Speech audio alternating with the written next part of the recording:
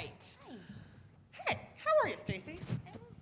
Great. How are you? Great. Wonderful. So give us a little background. Let's set the stage. Who are you and what is All Better Co.? I'm Stacy Bernstein, and I am co-founder of All Better Co., and we are bringing clean beauty standards to the first aid aisle. And it's a category that has not seen innovation or change, in some cases like 75 or 100 years in formulas. It came about because I'm a mom. I have 3 kids, and it's not really like a sexy story, but I'll share it anyways. I live in Los Angeles, and we never had an issue with mosquitoes. And about 6 years ago, we had an uptick in this very specific species. And my daughter has a very, very high and strong histamine response. And I'm sure so many of you can either get it yourself or you know what I'm talking about, but massive, golf size. And the only thing that was working for her were prescribed steroids. And it's just not intended for everyday use. And my co-founder, also a mom, was dealing with a household of kids with eczema. So dealing with the same type of skin issues and skin sensitivities. And that's kind of when we thought we can do better. And we initially just concepted the idea for our personal pain point, which were mosquito bites. And I hope some of you guys take the goodies. That was our Don't Scratch That patch, which is a hydrocolloid patch infused with botanicals, so you seal and heal at the same time. And my baby is our cream, our Don't Scratch That pen, which is our solution to hydrocortisone, so use it in the same way, it's all natural. But when we got to developing that, what I realized quickly was that there was this actual white space. These products lived at the intersection of personal care and first aid, and you go down that aisle, and it's just sterile and boring and really bad for you. So many of our favorite brands have been born out of this idea of the founder had a personal frustration with this and wanted to do something about it. So what specifically moved you into feeling this is just beyond a frustration of my daughter's sensitive skin or the irritation to be I have to and I can do something different about it?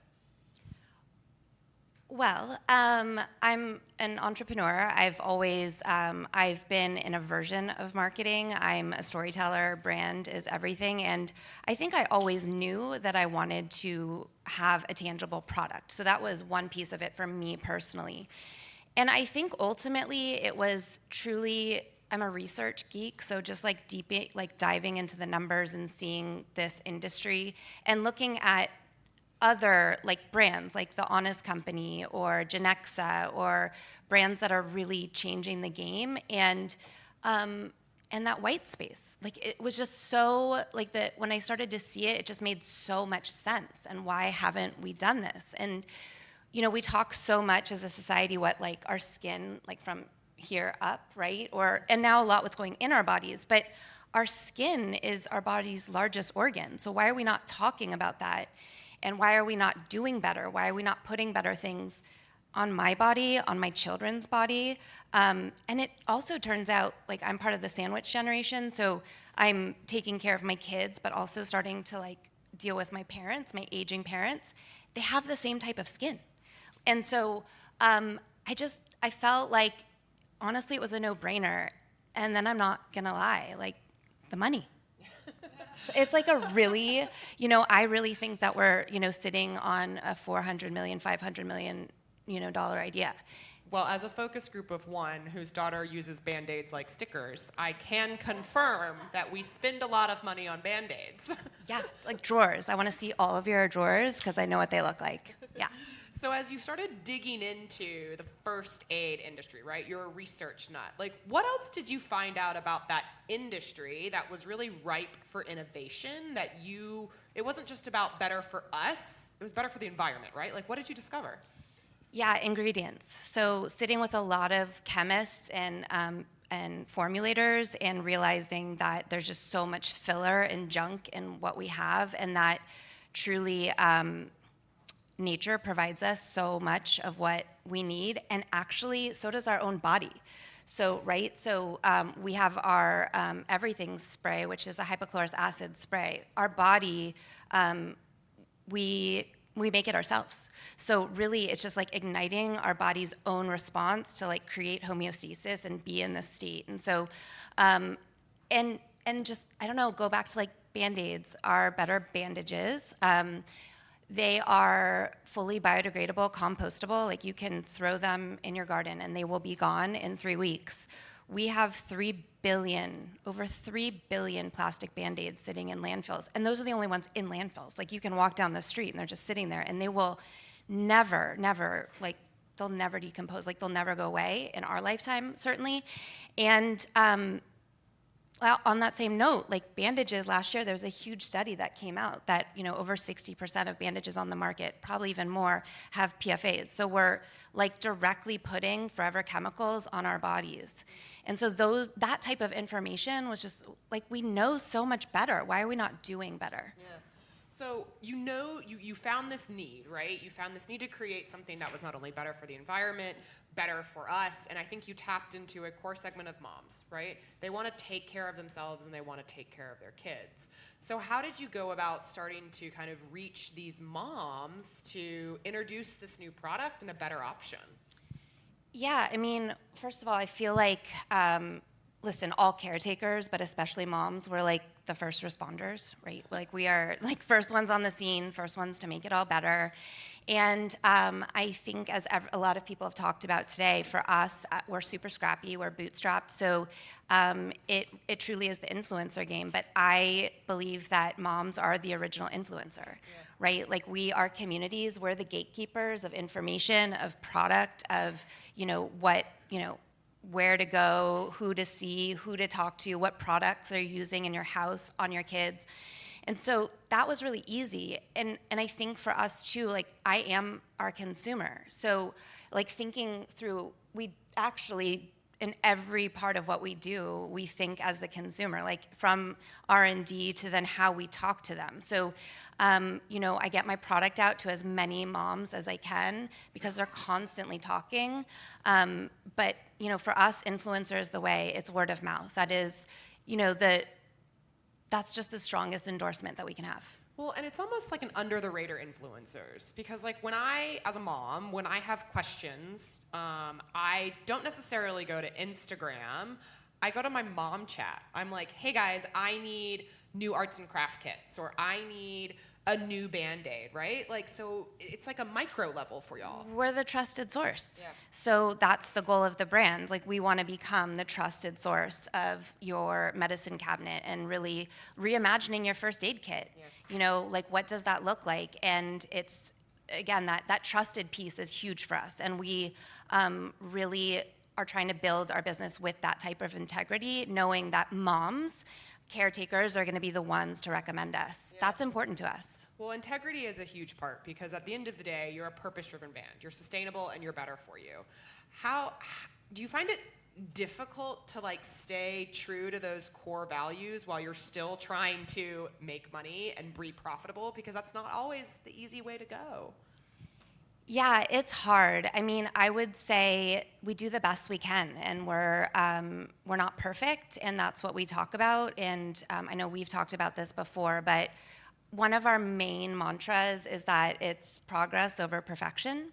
And in general, when we're living in this category and when we're building our products, better is just better, right? Like, it's like what I tell my kids, you can't do all of the things at once. So little steps at a time. So we've had to make some concessions, but they feel like the right ones because it's not like our Don't Scratch That Pen, which is out there. We thought about everything from the way that it dispenses to what it lives in. It actually lives in a lip gloss dispenser. So it's very like user-friendly, and you click it from the bottom, so there's not like this mess coming out and you're squeezing all the things everywhere, and you can put it on with one hand, and we joke that like you can even be holding your child and put it on with one hand. But one of the things that we had to make a concession on was that it is in post-consumer plastic. And that wasn't ideal, but all of the other options would have changed the integrity and the efficacy of the product. Yeah. And that's the thing that we're not, like, that's a no, that's like a hard stop for us. We will, it has to work and it has to be good. And if there are other concessions that have to be made around that, that's okay. And we're very clear about that. We're transparent about that in our marketing and in the way that we talk, that small changes will go a long way. Yeah. When you're targeting such a broad customer base, right, like everyone with skin, right, this is like targeting everyone who eats kind of thing, how do you prioritize and how do you try to stay focused to make the biggest bang for the limited resources that you have? Yeah, that's a great question. I mean, yes, that is our thing. Who's our target demographic? Anyone with skin, for sure. But I just go back to the main purchaser, and it's going to be heads of households and moms. Like, that's just where we really dial in. And sometimes, it's very surprising to me. Like, we have a lot of Gen Xers that love our brand, and so I think it's just staying true. So I would say that like 80% of the time we're just focusing on mom and people that mom will listen to or follow or see or, like aspirational folks. But we also, to that point, brand is really important to me. So the way that we designed it, the way that we tell our story is very inclusive, right? Like our brand is not for kids. It can be used on kids, but it can be used on my 82-year-old father too. And so the branding and that messaging is, it tells that story. Like it's cool, it's updated, you can feel like it's new, it's not too whimsy, but we take ourselves seriously. Yeah, well, and you see it come to life in the packaging too, right? Like it's not too whimsy, but it feels whimsical enough that it's not just a Bandage or a personal care product that you're putting on. Yeah, I mean, and also it's really helped us as we expand into retail. We kind of use that also. We can kind of live anywhere, truly. We can live in a lifestyle boutique store as we do in Abbott Kinney, or, we can live in Whole Foods, which will be the goal, or in Mass. We can live in pro shops, like for golf. We are in a ton of Four Seasons at resorts, like for hospitality. So we can go to schools, we can go to sleepaway camps. I mean, you guys, we can go everywhere. Yeah. So this is changing the game. We were talking last night at dinner about how you guys are in Erewhon, right? Erewhon, not from LA. Have any of you guys heard of Erewhon? A couple people. All right, so I'm clearly the only non-upscale grocery market who doesn't want to spend $25 on strawberries. We'll have that other conversation. But this is huge, right? So what did that mean to you, and why was that such a defining moment for the brand to be associated with this cool market? Kid? Yeah. I think for in the better for you category, they are like the ultimate arbiter, and curator of what those products are. And so when they reached out to us and wanted us to pitch our products and then ultimately landed there, it's truly, it's a marketing play. Yeah. We happen to be number one in our category, so that's great. We do really well there, and our turnover is great. But it's like when we tell people, when I go out to other retailers and I can tell them that we're in Erewhon, they think, oh, we got to get on. Like if Erewhon is taking you guys because they have such high standards, it's the same as being in Credo Beauty. We meet their standards as well. So I think for kind of this cachet, it does really well for us. And, people who know it, because it also happens to be come up with a lot of current celebrities and those that make the $22 shakes. And so it's current, it's relevant, but it also sits within that natural grocer channel. Yeah. Well, and not only to the markets, right, or the Four Seasons and the hotels and the destinations, you're exploring some B2B side of the stuff to even get higher funnel to influence the healthcare providers who may be influencing the moms, right, going after doctors and women's clinics. So talk to me about how you're approaching that side to this really kind of full funnel strategy as you build out this brand. Yeah, so we're super small, so we can be nimble and just try things. And I went after a women's reproductive, one of those organizations that now the clinics that see for women's health, they deal with a lot of menopause and perimenopausal. Solstice is one of them, and they have hundreds of women that are coming through their thousands in a week that are getting injections, and they're putting plastic Band-Aids on them. And so we just went to them and said, hey, will you try this? we will give them to you. We will give you thousands, and will you try them and see and use them and how you like them? And ultimately, we could either co-brand, we could do some sort of partnership, but this is one way where we see like the product that the upgrade is so easy, and so we try it, and so far the feedback has been really, really great because people notice it. Plus, it's really good. You guys, our products really work, and they're really great. So the feedback is just super positive. Yeah. I'll have one more question before we kind of open it up to the crew. You talked about like trying new things, being agile, and I think that's the benefit of being a smaller company and still kind of grounding up. What are some things that you have tried that maybe didn't work as well and you had to pivot on? Yeah, well, we kind of, we started our company a little bit like later in life, and my kids are a bit older. And I say that because I think it comes with, for me, like a type of wisdom and also no ego. So we've asked a lot of questions along the way, like ad nauseum, just questions.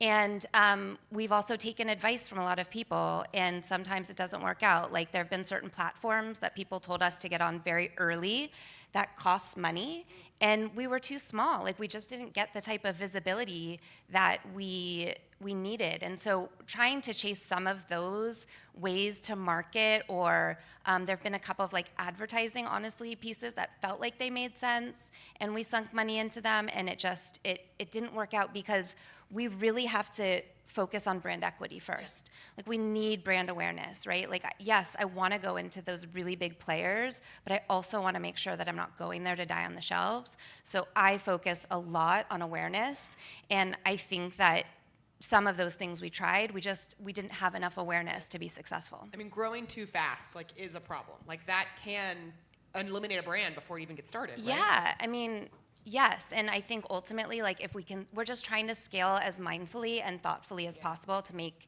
as few mistakes as possible, because mistakes are costly, especially for a small brand. So I think we just are trying to be really mindful and building like a blueprint, right? Because the goal ultimately is acquisition. We are building this brand to sell it and bringing on the right advisors and the right team so that we can, again, just when people look, we're already getting, again, advising from founders who have exited. Yeah. So I think like that's helping us navigate that. Yeah. Do we have any other questions for Stacy? All right, we have one. Okay. That was the smallest hand raise I've ever seen. But somehow it was like, T-Rex hands. Here we go. Hello, I'm Crystal Ivy. I'm from Atlanta with the Honey Pot Company. And so just hearing your message is speaking to me, one, because it's the Better For You category, something that's dear to us. So the question that I have for you, as you operate in this category, what have you seen kind of the transition of people wanting Better For You care within this category? And essentially, how have you kind of leveraged that to build your brand? Yeah, thank you. It's a great question, and we love the Honey Pot. And little note, we share the same creative team and our branding. So yeah, I mean, I think that I was actually talking about this with another founder the other night who said, do people really care? And I think that goes back to moms and caretakers. The answer is yes. We really care. And there's just so much information out there now about what we can do. And so, my kids are athletes, and I'm still a competitive athlete. And when I just go on the sidelines and talk to people about it, there's education. Like they don't know. When I talk about the Band-Aid statistic, people are like flabbergasted. How are we putting this on our bodies? And I just think like with this awareness that's coming, and I think that it's not like a major change. Like small swaps, like they make a big difference, right? Like we've all kind of been there. Like I've made the swap when I bake, like just getting organic flour. I can't change everything in my pantry, but small changes go a long way. And so we make it so that it's like we're not judging. We love, Western medicine, and there are some things that are just necessities. And by the way, our products are not nice to have products. their need to have products. And so I think that it's just that reminding the consumer, just small swaps, small changes can go a very long way. And I think when it comes to the health of our bodies, I think people are really, there is a shift. Think about how we're taking care of it, our physicality. After COVID, we're outdoors so much more. So many people are outdoors, so there's a lot more bumps and scrapes and bruises and all of those things. And athletic tapes. Yeah, so I just think it's like people are really open to it. Stacy, please don't tell my daughter that Band-Aids are need-to-have I products. know. Because But she can have amount of mine. Band-Aids- I will send her all of mine, and then you can teach her about composting, and it's like does double duty. Can your Band-Aid also get rid of the chipmunks that are eating my tomatoes in my garden when it composts? Well, maybe maybe depending on what's in there, All it's right. possible. And I do want to say, just really quickly, thank you to Seth and his team who, bringing a small brand like me into a room like this is so impactful and so needed, and I'm learning so much from all of you, and it's not something that founders like me can necessarily do. And so I think the commitment of you guys to have brands like me here is so important to this next generation of entrepreneurs. So thank you. I'm going to end it right there. Stacy, thank you so much. Thank you so much.